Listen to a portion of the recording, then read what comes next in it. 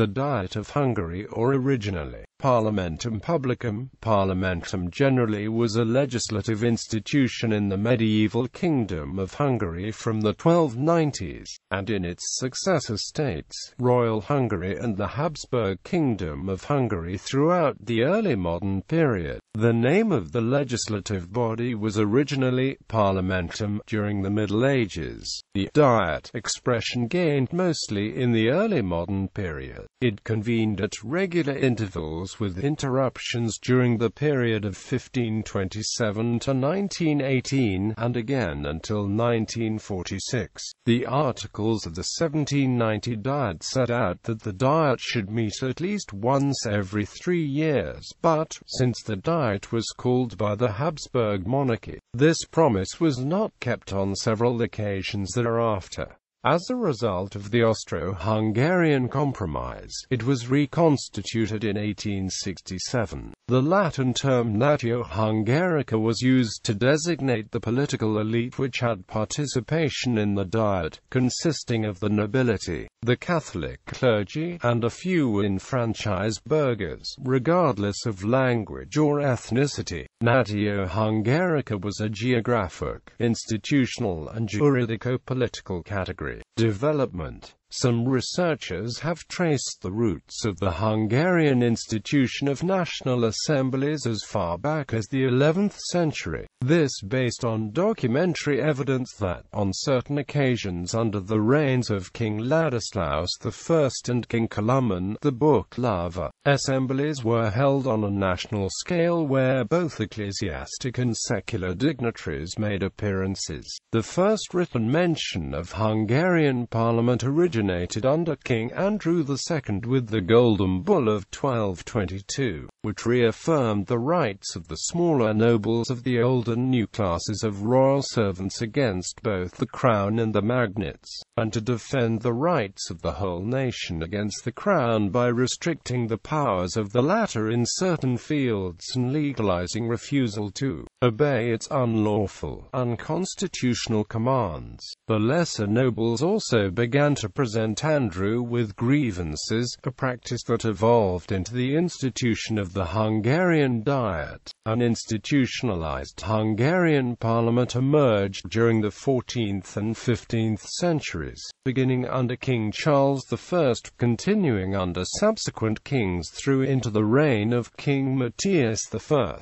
The Diet was essentially convened by the king to announce his decisions, and had no significant power of its own. In 1492 the Diet limited all serfs' freedom of movement and greatly expanded their obligations, while at the same time only a few peasant families were prospering because of increased cattle exports to the west. Rural discontent boiled over in 1514 when well-armed peasants preparing for a crusade against Turks rose up under Georgy Doja. Shocked by the peasant revolt, the Diet of 1514 passed laws that condemned the serfs to eternal bondage and increased their work obligations still further. When King Vladislaus II died in 1516, a royal council appointed by the Diet ruled the country in the name of his 10-year-old son, King Louis II. List of Diets.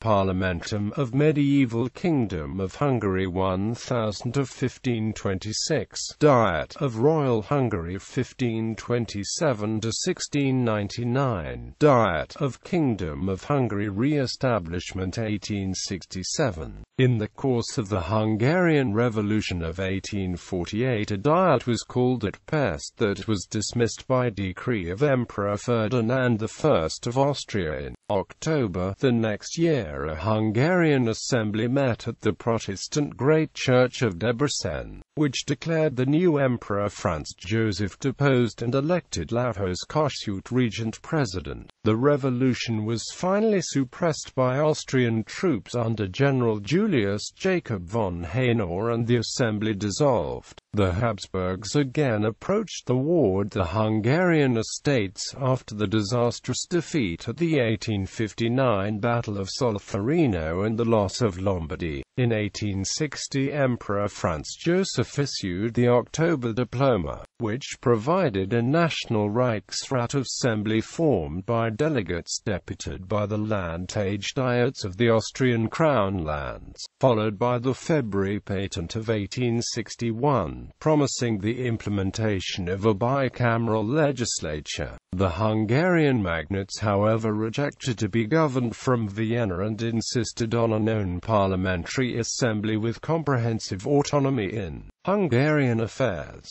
The negotiations failed, predominantly due to the tough stance of Austrian Minister-President Anton von Schmerling. Finally, in the course of the Austro-Hungarian Compromise of 1867, the emperor appointed Gyula Andrássy Hungarian minister-president and the re-established National Assembly convened on the 27th of February. The legislative power was vested in this parliament, consisting of two houses, an upper house titled the Ferendias, and a lower house titled the Képviselőház. From 1902 on, Parliament assembles in the Hungarian Parliament building on the Danube in Budapest. House of Magnates. The House of Magnates was, like the current British House of Lords, composed of hereditaries, ecclesiastics, and, unlike the House of Lords, deputized representatives from autonomous regions. The House had no fixed membership size, as anyone who met the qualifications could sit in it.